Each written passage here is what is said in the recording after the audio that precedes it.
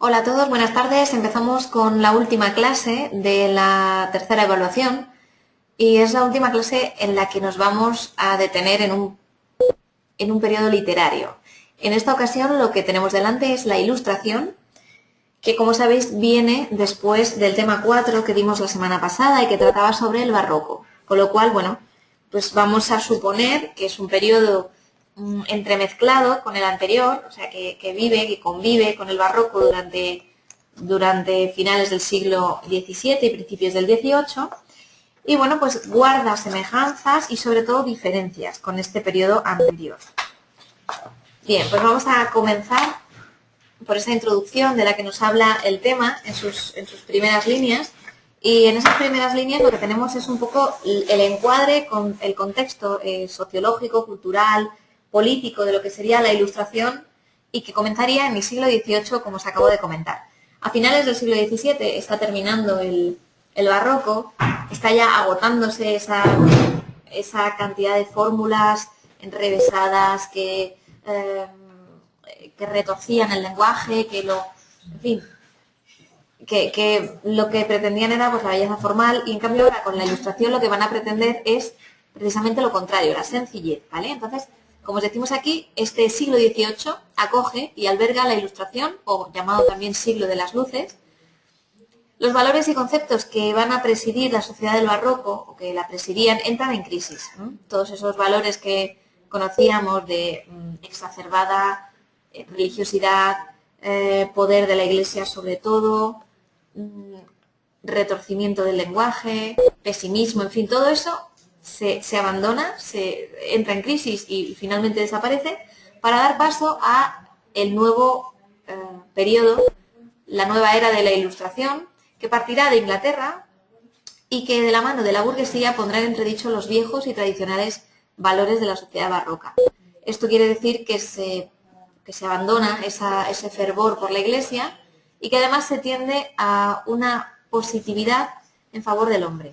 Solo se admitirá la razón y la experiencia como vía de conocimiento, es decir, que se someterá todo a la crítica de la razón, y todo lo que no supere ese argumento razonado no se dará por válido. Por eso la Iglesia cae en decadencia o realmente en crisis, porque, claro, imaginaos, la fe se basa en algo que no tiene nada que ver con la razón, por lo cual los ilustrados dicen que eso lo rechazan y que rechazan profundamente esta institución. Bueno, se incrementará el espíritu científico y filosófico, surgirán las academias, surgirá la enciclopedia, los grandes pensadores franceses, Diderot, Voltaire, etcétera. Y las actividades que contribuyan a elevar el nivel cultural del pueblo serán las que triunfen. Para todo ello, para educar, entre comillas, al pueblo, que además es en su mayoría analfabeto, acordaos del tema anterior, pues surgirá para eso, para educarles, las revistas, los periódicos, las bibliotecas, los museos. Bueno, será esta época en la que se invierte muchísimo dinero en que se creen instituciones tan importantes como la Real Academia de la Lengua, por ejemplo. Entonces, imaginaos la importancia que tenía imaginaos la importancia que tenía para ellos la cultura, porque con la pobreza tan enorme que existía en estos días, se preocupan más de crear instituciones que les eduquen que, por ejemplo, comedores sociales. O sea que, por eso os digo que le daban muchísima importancia a la educación, y bueno, pues a que esas personas, que en su mayoría eran analfabetas, pudieran tener acceso a la cultura. Bueno, aquí os hablamos de que la Ilustración como movimiento cultural tiene una serie de características. Vamos a ir enumerándolas. En primer lugar, y la más importante, es la armonía perfecta entre la naturaleza y el hombre, es decir, la búsqueda de ese equilibrio entre el mundo que le rodea y el hombre, y todo esta persecución, esta búsqueda de la armonía se hará a través de la razón. Las principales características del periodo son, después de esta que es la principal, el desplazar la confianza en la Iglesia en favor de la ciencia, el desarrollar la industria y el comercio como medios para enriquecer un poco el país y para mejorar la situación económica de las diferentes clases sociales. También se difundirá la idea de que se puede venerar a Dios sin tener a la Iglesia de por medio.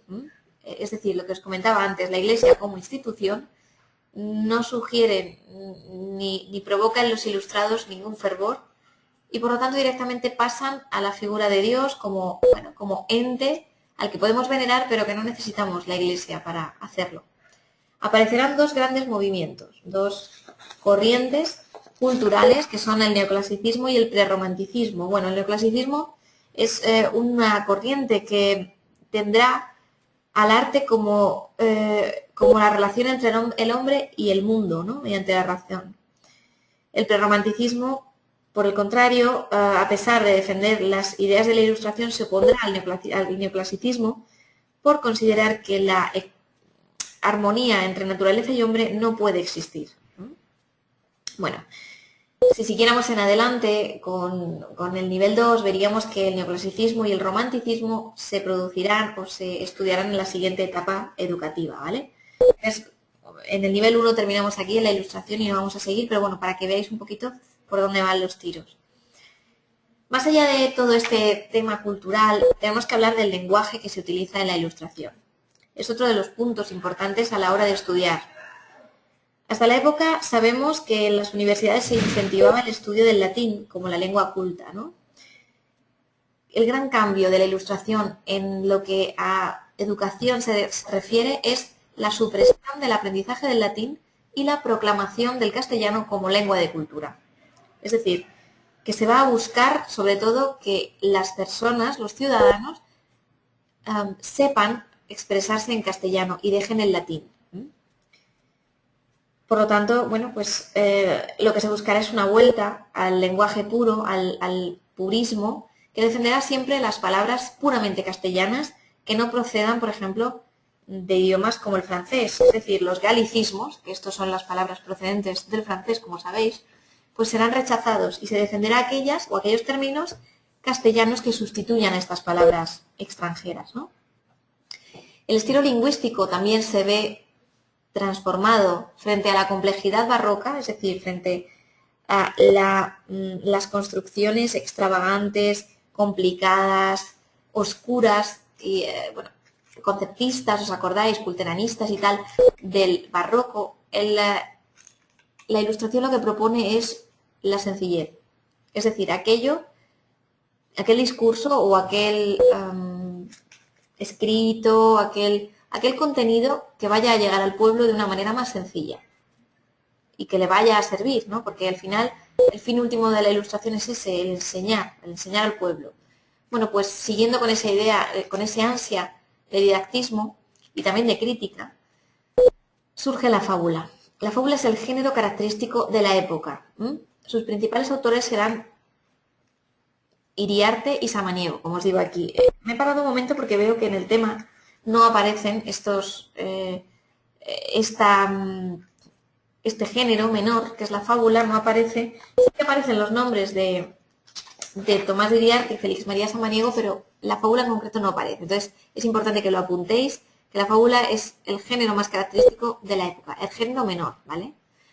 Bueno, además se limitará la capacidad creativa del artista, claro, es una de las contrapartidas de la Ilustración, que ese didactismo, ese ansia porque las personas aprendan, tengan una cultura, puedan defenderse del mundo y demás, pues claro, conlleva el detrimento o el punto negativo de que limitan la capacidad creativa del artista. Lo que quieren es que la razón presida sus obras, que el espíritu crítico y racionalista sea lo que predomine en las obras literarias. Entonces, eso que hace, pues, coartar la libertad al final, ¿no? Coartar la creatividad del artista.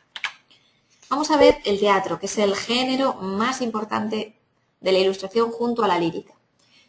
El teatro será la diversión favorita de las clases populares. Los ilustrados pensarán que este es el mejor medio para educar al pueblo. Luego se darán cuenta de que la finalidad educativa no se consigue plenamente, porque el teatro al fin y al cabo es un escape, es una vía de escape para las gentes que van a verlo. Entonces, al final, lo que tienen que hacer y lo que tienen que representar son obras que les gusten a las personas que van a verlo, que agraden al espectador. Por lo tanto, el fin didáctico se persigue, pero no siempre se consigue. Existirán dos corrientes que serán la barroca y la neoclásica. Como podéis imaginar, los defensores de la barroca serán aquellos que persigan la libertad de expresión y que sean enemigos de cualquier tipo de limitación a la creatividad. En cambio, los partidarios del neoclasicismo en el teatro considerarán que las reglas favorecen esa capacidad creativa. Bueno, dos visiones, dos caras de la misma moneda.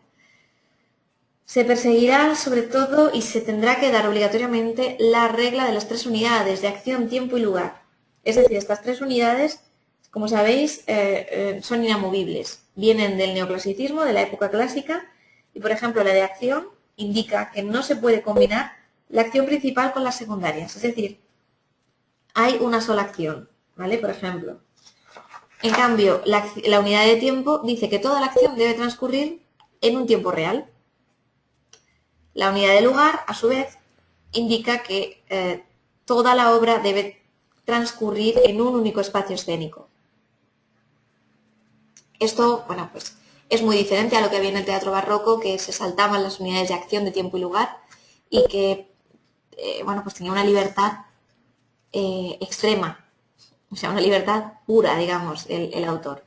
En cambio aquí, pues ya conocéis, estas 3 unidades van a limitar muchísimo y van a hacer las obras más tediosas de lo que eran las barrocas.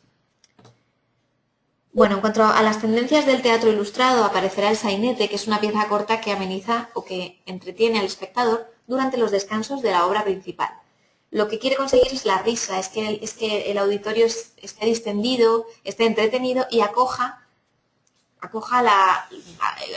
pues, con benevolencia y aplauda lo que queda de ver de la obra principal, ¿no? Las obras principales a menudo eran muy prolongadas en el tiempo, duraban mucho tiempo, entonces era necesario tanto como para que el elenco de actores descansase y preparase el siguiente acto y igualmente para que el público tuviera un descanso para seguir atendiendo a la obra principal. Entonces el sainete se hará muy popular.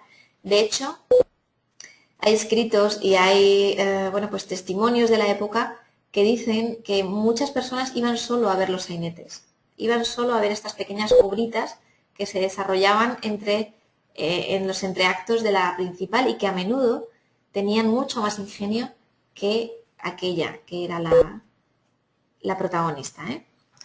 Es muy curioso. Bueno, pues vamos a seguir con la ópera y la zarzuela, que serán los géneros estrella de la Ilustración y sobre todo lo que representarán en sus teatros son obras de argumento mitológico, ¿vale? Bueno, como mayor exponente del teatro y la Ilustración tendremos a Leandro Fernández de Moratín. Una de sus obras más importantes es El sí de las niñas, cuyo argumento y temas principales os dejamos aquí en el temario. Leandro Fernández de Moratín era un madrileño que fallecerá en París después de haber vivido en diversos países europeos y es el dramaturgo más representativo de esta época. Será inteligente, culto, refinado, muy crítico y además que se regirá y acogerá sin problemas los ideales artísticos del neoclasicismo. El sí de las niñas, cuya lectura recomendamos, al menos en un fragmento, como digo siempre, consiste en el relato de una mujer muy joven de 16 años, que es obligada a prometerse en matrimonio con un, para entonces anciano, de 60 años. Entonces, la protagonista, claro, está enamorada del sobrino, del prometido, entonces todo terminará con un final feliz en el que se producirá pues esa boda entre los jóvenes amantes. El tema principal de esta obra girará en torno a la educación autoritaria que impone la madre y la injusticia de sacrificar la felicidad y la lozanía de una persona muy joven con el casamiento o el matrimonio de conveniencia, por dinero casi siempre. El estilo será muy natural, espontáneo, con diálogos directos que entretenían al público y que realmente, como la intriga era muy sencilla, podía verla cualquier tipo de público, ¿no? De espectador. Bien, con esto terminamos con el teatro y vamos a ver la lírica de la Ilustración. La poesía ilustrada no se somete a los sentimientos del autor. Volvemos a hablar aquí de esa capacidad creativa mermada durante la Ilustración. Esta creatividad del autor se verá restringida a expresar valores e ideas morales y filosóficos. O sea, como el fin que perseguimos es el didáctico, incluso la lírica, que habitualmente ha sido concebida para expresar sentimientos, para desgarrarse en penas o en alegrías, pues resulta que aquí va a tomar un matiz educativo también. Entonces nos hablará de la moral, de filosofía, de las principales teorías, en fin, de temas sobre todo relacionados con la razón. Surgirá la anacreóntica, que es un género menor, y está caracterizado por ser una composición de versos cortos, de estilo fresco, cordial, que invocará los placeres de la comida, el vino y el amor. Bueno. Tenemos aquí un ejemplo de esta anacreóntica y bueno, pues la verdad que estaría bien que leyeseis algo más de Valdés, de Juan Meléndez Valdés, que es uno de los poetas más importantes de esta época. Otros poetas que también tienen una parte de su obra dedicada a la lírica pues son Fernández de Moratín, Nicolás, Leandro Fernández de Moratín, que es el hermano de Nicolás, y por supuesto los dos fabulistas, que son Félix María Samaniego y Tomás de Iriarte. Bueno, después de estos dos géneros literarios, el único que nos queda por ver es la prosa. En la prosa choca bastante que en este periodo literario desaparezca prácticamente la novela. En el tema anterior veríamos que la novela era importante, tenía su hueco hecho ya en el mundo literario, en cambio ahora hay una decadencia absoluta y es casi sustituida en su totalidad por el ensayo. El ensayo interesa mucho más a estos autores que buscan el fin didáctico. ¿Por qué? Pues porque tiene la característica de poder exponer ideas y de además hacer una reflexión sobre ellas. Esto implica que hay una intención de enseñar o de difundir una serie de ideas y por lo tanto ya os digo que sustituirá a la novela. Los autores más importantes de esta época serán Melchor de Jovellanos y José Cadalso.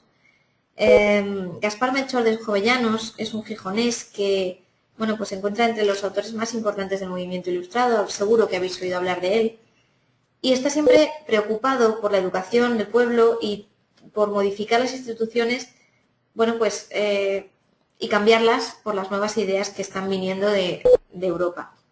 El estilo es pues bastante claro, digamos, bastante sencillo, intentando sobre todo exponer lo que quiere conseguir. La producción literaria que tiene es muy variada y muy extensa y abarca desde la poesía hasta el teatro, sobre todo pasando por la obra ensayística. Bueno, pues aquí os destacamos el informe sobre la ley agraria y la memoria sobre los espectáculos y diversiones públicas. Y a continuación vamos a ver a José Cadalso, que es gaditano, autor muy influido por la cultura europea y por las ideas neoclásicas. En sus escritos lo que aparece sobre todo es un patriotismo exacerbado. La historia de España es su protagonista, es la protagonista en muchas de sus obras. Y la fe es uno de los valores que nunca cuestiona, es un hombre profundamente religioso. Muy sencillo también y claro en su sintaxis, escribe dos de las obras más importantes de la literatura española, que son Cartas Marruecas y Noches Lúgubres. Es un autor que a mí particularmente me gusta mucho, es muy fácil de leer, muy entretenido y bueno, pues sobre todo Noches Lúgubres y Eruditos a la Violeta son dos de las que más me gustan. La obra de Cartas Marruecas también está muy bien, son 90 cartas que se escriben entre sí tres personajes, Gacel, Nuño y Bembeley, y bueno, dos de ellos son marroquíes y el tercero pues es español. Entonces no tienen una continuidad temática, sino que son independientes cada carta o la una de la otra y va dejando entrever sus pensamientos a la vez que aborda diferentes temas. Os decimos aquí que por un lado considera que el ser humano es bueno por naturaleza y que puede mejorar a través del progreso, como dice Rousseau, y por otro pensará que hay que desconfiar del otro porque la naturaleza humana pues no es siempre todo lo buena que debería. Bueno, en fin. Con este tema, con este autor, terminamos el tema y, como siempre, os recomiendo realizar los ejercicios de autoevaluación y tener en cuenta todos estos puntos que hemos destacado en la exposición de este tema.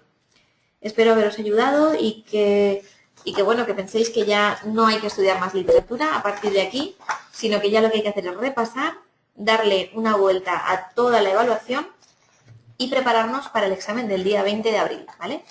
Lo que haremos la semana que viene será repasar toda la evaluación y además abordar un poquito el comentario de texto y su desarrollo.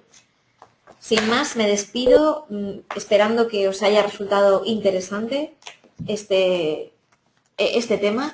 Y bueno, es muy cortito, así que yo creo que podéis darle un vistazo, hacer un poquito un esquema y rápidamente se os quedará en la memoria sin problemas. Pues nada chicos, que nos vemos la semana que viene. Cualquier duda ya sabéis, os ponéis en contacto. Gracias.